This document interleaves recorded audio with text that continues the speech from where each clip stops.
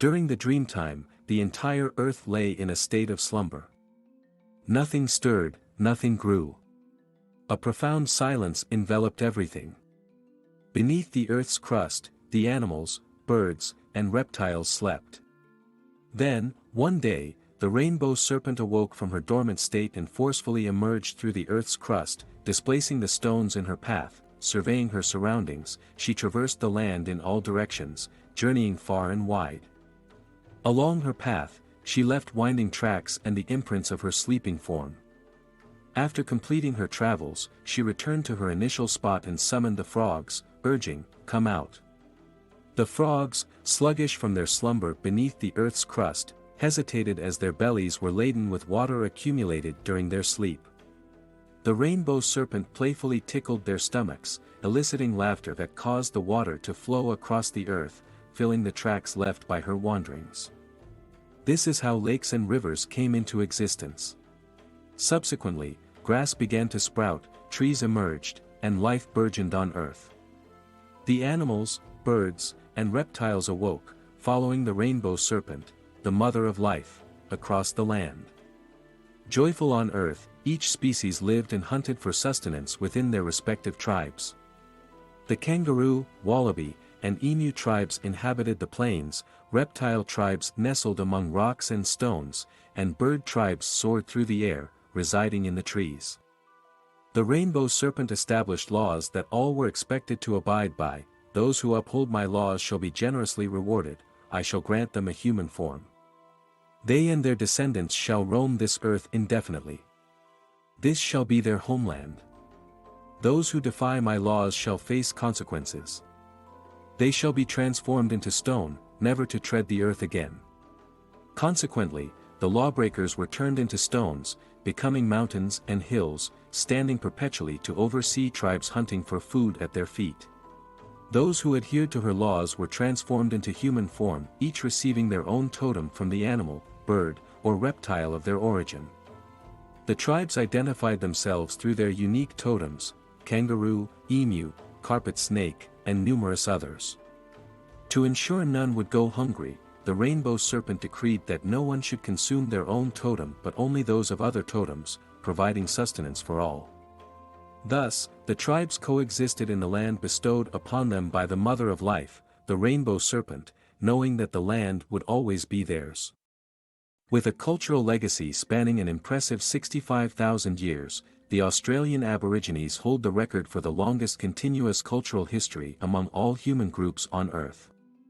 The story of the rainbow serpent is part of the Aboriginal Dreamtime, or the dreaming, a time before time, or the time of the creation of all things, a sacred era in which ancestral totemic spirit beings shaped the creation.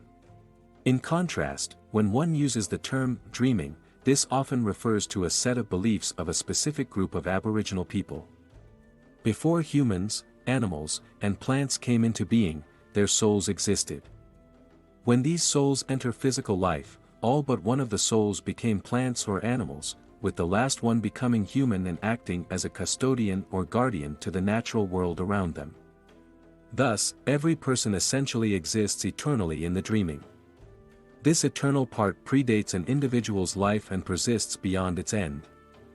Both before and after life, it is believed that this spirit child exists in the dreaming and is only initiated into life through birth.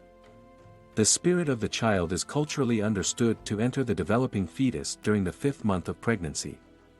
When the mother felt the child move in the womb for the first time, it was believed that this was the work of the spirit of the land in which the mother then stood. Upon birth, the child is considered a special custodian of that part of their country and is taught the stories and songlines of that place. Traditional Australian Indigenous peoples embrace all phenomena and life as part of a vast and complex system of relationships that can be traced directly back to the ancestral totemic spirit beings of the dreaming.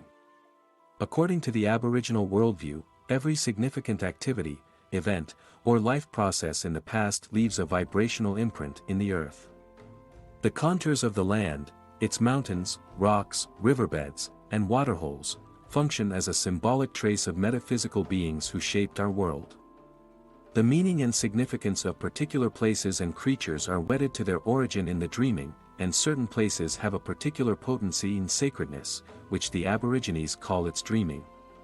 For example, in Perth, the Noongar believe that the Darling Scarp is said to represent the body of a Wagle, a serpent being that meandered over the land creating rivers, waterways, and lakes. It is taught that the Wagle created the Swan River. In another example, the Gagudju people of Arnhemland, for which Kakadu National Park is named, believe that the sandstone escarpment that dominates the park's landscape was created in the Dreamtime when Jinga, the crocodile man, was badly burned during a ceremony and jumped into the water to save himself. He turned to stone and became the escarpment. The common theme in these examples and similar ones is that topographical features are either the physical embodiments of creator beings or are the results of their activity. The creation was believed to be the work of culture heroes who traveled across a formless land, creating sacred sites and significant places of interest in their travels. The dreaming and traveling trails of the spirit beings are the songlines, some of which could travel right across Australia, through as many as 6 to 10 different language groupings. The songs and dances of a particular songline were kept alive and frequently performed at large gatherings. Often dramatic, involving great beings and extraordinary events, the Dreamtime includes significant past events that shape the landscape, explain the creation of the universe, explore the origins of mankind, and convey the Creator's intentions for human existence. Similar to other cultures, it narrates Earth's creation by deities, some benevolent and others cruel. Stories exist about the creation of sacred places, land, people, animals, and plants, law, and custom. Legends are transmitted orally and through totemic symbols, involving secret rituals classified as men's business or women's business. Colorful, symbolic dances and corroborees, meetings of Aboriginal peoples, play a pivotal role in passing on the stories of creation. These stories and legends pervade and inform all spiritual and physical aspects of an Indigenous Australian's life. The condition that is the dreaming is met when people live according to law and live the lore, perpetuating initiations and dreaming transmissions or lineages, singing the songs, dancing the dances, telling the stories, painting the songlines, and dreamings. This responsibility lies especially with Australian Aboriginal shamans, known as clever men or men of high degree, who experience extraordinary states of consciousness and possess an awareness or attunement to the inner dreaming of the earth.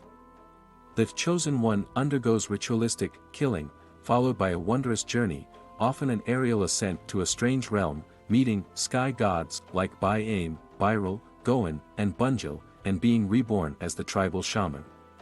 Interestingly, the initiation accounts share parallels with modern UFO contactee and abduction lore. The connection between Aboriginal Dreamtime and ancient astronauts will be discussed in an upcoming video, so please like and subscribe if this is a topic you are interested in.